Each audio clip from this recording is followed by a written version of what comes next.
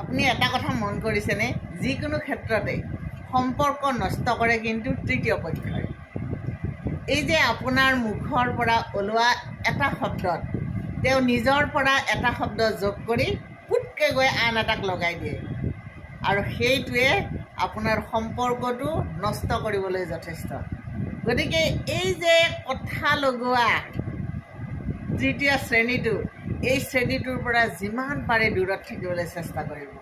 তেওঁ মানে অন্য ক্ষেত্ৰত যিমানেই ভাল নহওক কিয়, যদি কথা লগোৱা স্বভাৱটো থাকে তেতিয়াহ'লে জানিব তেওঁ নিজৰ সুখ দুখৰ লগতে তেওঁৰ এই যে চাৰ্কেলৰ ভিতৰত থকা সকলোৰে সুখ শান্তি একদম নষ্ট কৰি দিয়ে।